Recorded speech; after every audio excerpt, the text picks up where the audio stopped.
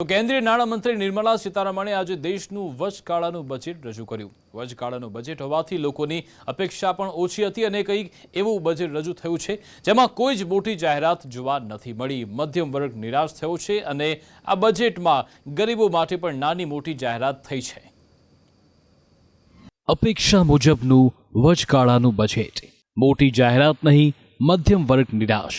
રાહત માટે જોવી પડશે જુલાઈની રાહ। ચૂંટણી વર્ષમાં નાણામંત્રી નિર્મલા સીતારમણે વચગાળાનું બજેટ રજૂ કર્યું। આ બજેટમાં કોઈ મોટી જાહેરાત નથી, ન તો ટેક્સ સ્લેબમાં કોઈ ફેરફાર છે, ન તો નોકરિયાત વર્ગને કોઈ ફાયદો છે। નાણામંત્રી નિર્મલા સીતારમણે પાછલા 10 વર્ષના સરકારના લેખાજોખા રજૂ કર્યા અને ઉપલબ્ધિની ચર્ચા કરી। નિર્મલા સીતારમણે કહ્યું કે હવે સરકારનું ફોકસ 2047 સુધી દેશને વિકસિત બનાવવાનું છે। આ સાથે જુલાઈમાં આવનારા બજેટના કેટલાક સંકેત પણ આપ્યા। સામાન્ય લોકો સંબંધિત 2 મોટી વાતોની વાત કરીએ તો આ વખતે ઇન્કમ ટેક્સમાં કોઈ રાહત નથી, ટેક્સ સ્લેબમાં કોઈ ફેરફાર નથી। આ સાથે કંઈ પણ સસ્તું કે મોંઘું થયું નથી। નિર્મલા સીતારમણે કહ્યું કે અમારા માટે જીડીપીનો અર્થ છે ગવર્નન્સ, ડેવલપમેન્ટ અને performance. Besides delivering on high growth in terms of gross domestic product, the government is equally focused on a more comprehensive GDP, that is governance, development and performance. વચગાળાના બજેટથી મધ્યમ વર્ગ નિરાશ છે, પણ બજેટમાં ગરીબો, મહિલાઓ, યુવાનો અને અન્નદાતા કેન્દ્રમાં હતા। તેમના માટે શું નીકળ્યું તેની વાત કરીએ। 25 કરોડ લોકો ગરીબીમાંથી બહાર આવ્યા। ગરીબ કલ્યાણ યોજના હેઠળ 34 લાખ કરોડ અપાયા। 1 કરોડ મહિલાઓ લખપતિ દીદી બની। હવે 3 કરોડ લખપતિ દીદી બનાવવાનો લક્ષ્યાંક। 3000 નવી આઈઆઈટી ખોલાઈ। એશિયન ગેમ્સમાં યુવાનોએ સફળતા હાંસલ કરી।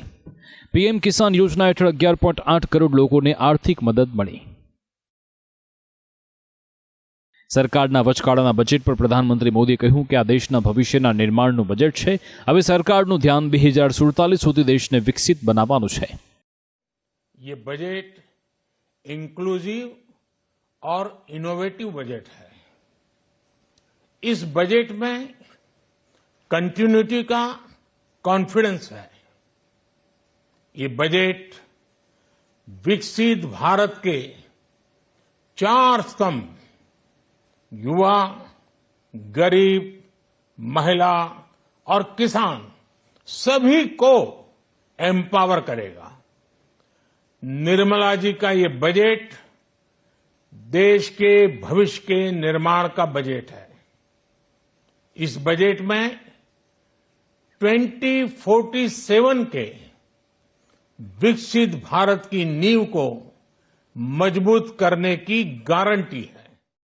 कांग्रेस नेता अधीर रंजन चौधरीનો આરોપ છે કે આ બજેટ મતદારોને આકર્ષવાનું બજેટ છે। મૂળ મુદ્દાની વાત આ બજેટમાં છે જ નહીં। अभी चुनाव के समय आम लोगों को लुभाने के लिए सरकार तरह तरह की लोगों को कुछ मतलब लुभाने की तरीका निकल रहे हैं। हमें देखना है कि कौन सा बजट है। बेरोजगारी से रोजगार मिलने का बजट ही है क्या? ये गरीबों की रोजाना खर्चा करने की ताकत बढ़ाने की बजट है ये क्या? हमारे देश आज विश्व में 111 नंबर सूचकांक पर आ गए भूखमरी की सूची पे। उसको निदान पाने के लिए कोई बजट है क्या? तो ये बजट से आम चुनाव जो होने वाला है इस साल, ये आम चुनाव में आम लोगों को लुभाने की बजट है और कुछ नहीं है। રેલવેના બજેટ પર સામાન્ય લોકોની નજર હંમેશાથી લાગેલી હોય છે, ત્યારે આ વખતે વર્ષ 2024-25માં રેલવેને 2,52,000 કરોડનું બજેટ મળ્યું છે, જેમાંથી ગુજરાતમાં રેલવે ઇન્ફ્રાસ્ટ્રક્ચરના વિકાસ માટે 8,587 કરોડની ફાળવણી કરાઈ છે। વર્ષ 2026માં ગુજરાતમાં બુલેટ ટ્રેન દોડતી હશે તેવો ટાર્ગેટ છે। आज मोदी जी ने बजट में गुजरात को 8,587 करोड़ रुपीस दिए। નિષ્ણાંતો આજના બજેટને નફો નહીં ને નુકસાનના નામે જોઈ રહ્યા છે, પરંતુ સરકાર કહી રહી છે કે આ બજેટ યુવાનોની આકાંક્ષાઓનું પ્રતિબિંબ સમાન છે, જ્યારે વિપક્ષનો આરોપ છે કે બજેટ ઠંડા મોસમના ઠંડા પાણી જેવું છે। બ્યુરો રિપોર્ટ, સંદેશ ન્યૂઝ। ગુજરાતથી લઈ દિલ્હી સુધી બજેટની ચર્ચા થઈ રહી છે, કારણ કે આજે કેન્દ્રીય નાણામંત્રી નિર્મલા સીતારમણે દેશનું વચગાળાનું બજેટ રજૂ કર્યું। તો આજથી ગુજરાતનું પણ બજેટ સત્ર શરૂ થયું છે। શુક્રવારે નાણામંત્રી કનુ દેસાઈ ગુજરાતનું બજેટ રજૂ કરશે। વિપક્ષ કહી રહી છે કે અમે જનતાનો અવાજ બની જનતાના મુદ્દા ઉઠાવીશું। વિપક્ષનો મિજાજ ગરમ છે, પણ તેમની સ્થિતિ નરમ દેખાઈ રહી છે। ગુજરાત વિધાનસભાનું બજેટ સત્ર શરૂ થઈ ગયું છે. શુક્રવારે નાણામંત્રી કનુ દેસાઈ બીજી વખત બજેટ રજૂ કરશે. કહેવાય રહ્યું છે કે પાછલા વર્ષોની સરખામણીએ આ અત્યાર સુધીનું સૌથી મોટું બજેટ હશે. રજૂ થનારા બજેટમાં આગામી 25 વર્ષનો રોડમેપ હશે, જેમાં સરકારનું વિઝન જોવા મળશે. બીજી તારીખે આદરણીય કનુભાઈ દેસાઈ નાણામંત્રી શ્રી 2024-25 માટે ગુજરાતનું વિઝન, ગુજરાતનું જ વિઝન નહીં પરંતુ આગલા 25 વર્ષનો પણ રોડ મેપ આ બજેટ દ્વારા એક દિશા અને દ્રષ્ટિ ગુજરાત કયા સંજોગો બની જઈ રહ્યું છે, કેવા પ્રકારના આગામી સમયમાં 25 વર્ષ સુધીનો રોડ મેપ સાથેનું આવતા વર્ષનું બજેટ રજૂ થશે. બજેટ સત્રને લઈને વિપક્ષી નેતાઓ પણ ચર્ચા માટે તૈયાર થઈ ગયા છે, પરંતુ વિપક્ષમાં એક સાંધો ત્યાં તેર તૂટે છે.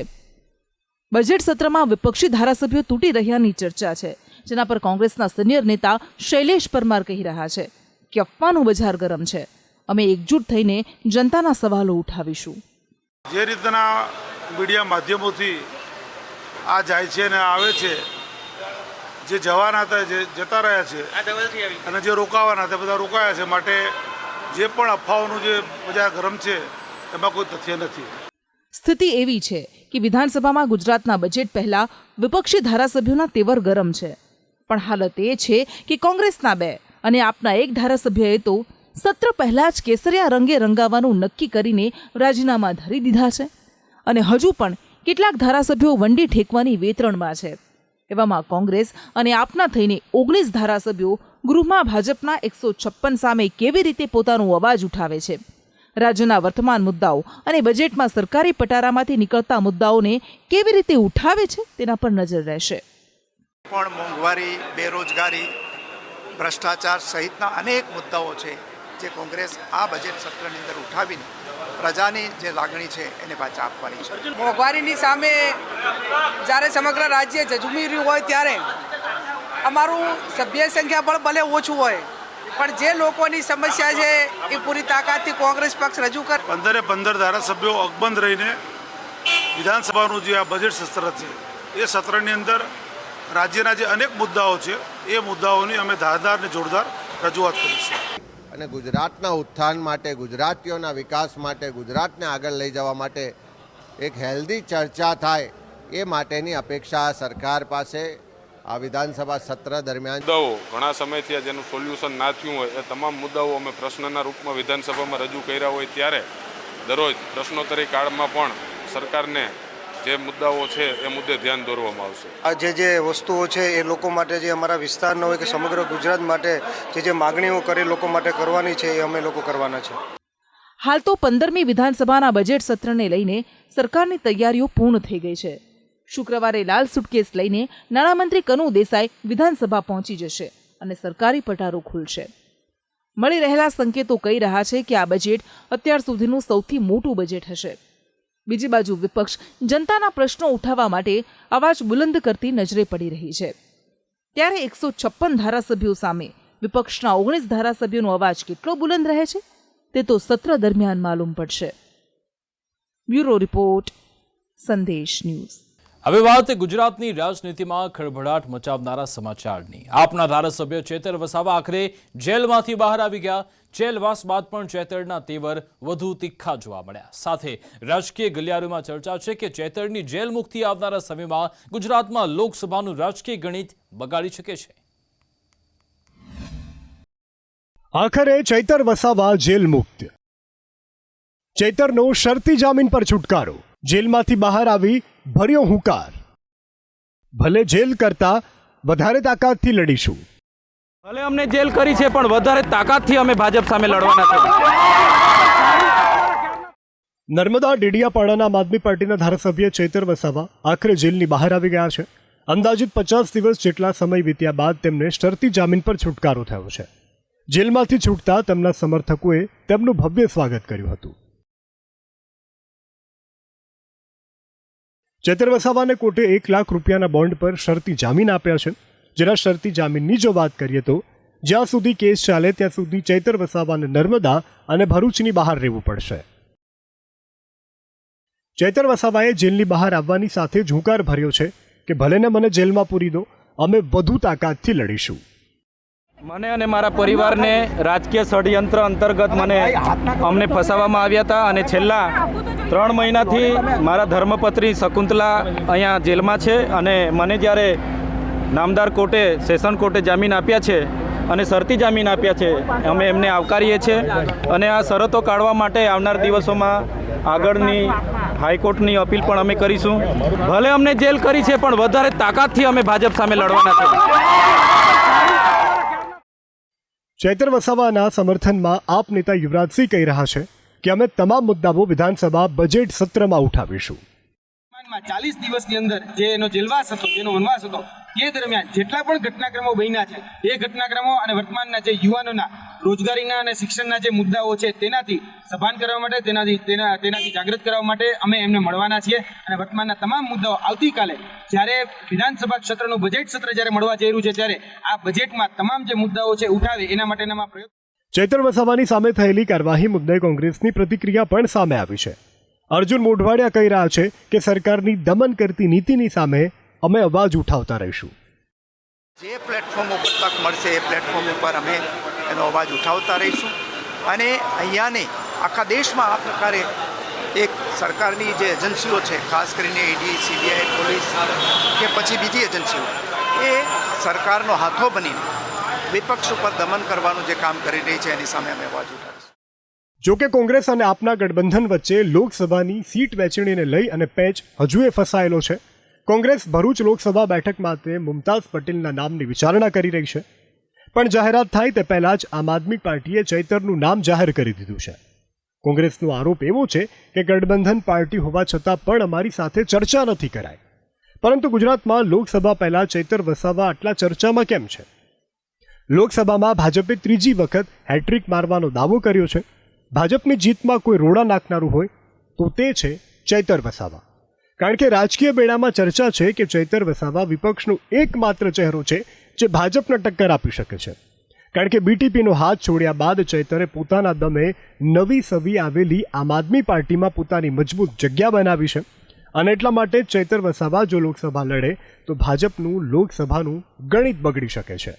ભરૂચ લોકસભા બેઠકના ગણિત પર નજર કરીએ તો 30% આદિવાસી મતદાતા, 40% મુસ્લિમ મતદાતા, 12% પાટીદાર મતદાતા. આદિવાસી અને મુસ્લિમ મતદારો ચૈતર વસાવાની સાથે રહ્યા તો ભાજપને નુકસાન થઈ શકે છે. પરંતુ બીજી બાજુ આ જ સામાજિક ગણિતની વચ્ચે ભરૂચ બેઠક ભાજપ માટે 3 દાયકાથી અભેદ કિલ્લાની જેમ ઊભી છે. સતત મનસુખ વસાવા આ જ બેઠક પરથી જીતતા આવ્યા છે, પરંતુ આ બધા વચ્ચે બદલાતા સામાજિક સમીકરણો 2022ની વિધાનસભાની ચૂંટણીમાં રહ્યા અને ગુજરાત આકામાંથી 156 બેઠકોની સાથે ભાજપે રેકોર્ડ બ્રેક જીત ભલે હાંસલ કરી હોય, તેમ છતાં આ બેઠક પર બીટીપીમાંથી બબાલ કરી અને આવેલા ચૈતરે ડેડિયાપાડામાં દમ મારી દીધો અને પરિણામ સામે છે. બ્યુરો રિપોર્ટ, સંદેશ ન્યૂઝ. શું તમે ઓનલાઈન ટ્રાન્ઝેક્શન માટે પેટીએમ એપ વાપરો છો? તો આ સમાચાર તમારા માટે ખૂબ ખાસ છે, કારણ કે હવે પેટીએમ ટૂંક સમયમાં બંધ થવા જઈ રહ્યું છે. ચિંતા ના કરો, સરકારે તેના પર પ્રતિબંધ તો લગાવ્યો છે, પણ વપરાશકર્તાઓને મુશ્કેલી ન પડે તે માટે થોડા દિવસનો સમય પણ આપ્યો છે. ત્યારે કેમ પેટીએમ પર પ્રતિબંધ લાગ્યો અને ક્યાં સુધી તેની સામે ઉપયોગ તમે કરી શકો છો, આવો જોઈએ આ રિપોર્ટમાં. હવે નહીં સંભળાય પેટીએમ કરો. પેટીએમ પર સરકારે લગાવ્યો પ્રતિબંધ. નિયમોની એસી કી તૈસી કરતા કાર્યવાહી. દેશના લાખો કરોડો લોકો આર્થિક વ્યવહારો માટે ફિનટેક કંપનીની પેટીએમ એપનો ઉપયોગ કરે છે. કરોડો લોકો તેનો ઉપયોગ કરતા હોવાથી જ સરકારે પેટીએમ બેંકની અનેક સેવાઓ પર પ્રતિબંધ મૂક્યો છે. પ્રતિબંધ મૂકવા પાછળનું કારણ છે પેટીએમની હરકતો. કારણ કે ફિનટેક કંપની પર આરોપ લાગ્યો છે કે તે નિયમોની એસી કી તૈસી કરી રહી છે, જેના કારણે હાલ ભારતીય રિઝર્વ બેંક આરબીઆઈએ પેટીએમની બેન્કિંગ શાખા પેટીએમ પેમેન્ટ્સ બેંક પર તાત્કાલિક અસરથી નવા ગ્રાહકો જોડવા પર પ્રતિબંધ મૂક્યો છે.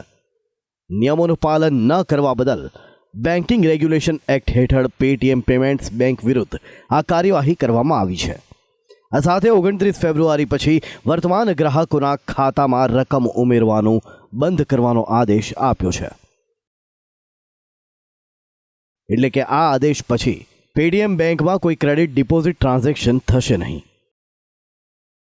વોલેટ અને ફાસ્ટેગમાં ડિપોઝિટ કે ટોપઅપ સ્વીકારાશે નહીં. તેમજ ગ્રાહક પેટીએમથી લોન વગેરે લઈ શકશે નહીં. હવે વાત કેમ સરકારે પેટીએમ પર પ્રતિબંધ લગાવ્યો તેની. સરકારે સ્પષ્ટ કર્યું છે કે પેટીએમ વારંવાર નિયમો તોડતી હતી. સેન્ટ્રલ બેન્કે કહ્યું છે કે સિસ્ટમ ઓડિટ રિપોર્ટ અને અનુગામી કમ્પ્લાયન્સ વેલિડેશન રિપોર્ટથી જાણવા મળ્યું છે કે કંપનીએ સતત નિયમોનું ઉલ્લંઘન કર્યું છે. ઓડિટમાં સુપરવાઇઝરી ક્ષતિઓ પણ બહાર આવી છે. તેમજ આદેશ કરાયો છે કે બેંક 15 માર્ચ સુધીમાં નોડલ એકાઉન્ટ સેટલ કરે. આ સાથે જે ખામીઓ સામે આવી છે તેના પર ભવિષ્યમાં કંપની સામે વધુ જરૂરી પગલાં લેવામાં આવશે. હાલ તો પેટીએમના વપરાશકર્તાઓ તેમના બેલેન્સ ઉપાડી શકે છે અને તેનો ઉપયોગ પણ કરી શકે છે. પછી તે બચત બેંક ખાતા હોય, ચાલુ ખાતા હોય, પ્રીપેડ સાધનો, ફાસ્ટેગ હોય કે પછી નેશનલ કોમન મોબિલિટી કાર્ડ હોય. હાલ યુપીઆઈ પેમેન્ટ અને અન્ય સુવિધાઓ મળતી રહેશે, પરંતુ 1 માર્ચથી આ સુવિધા બંધ થશે. બીજી તરફ સરકારના નિર્ણય બાદથી પેટીએમના શેરમાં કડાકો બોલાયો છે. પેટીએમના શેરમાં લોઅર સર્કિટ લાગી ગઈ છે.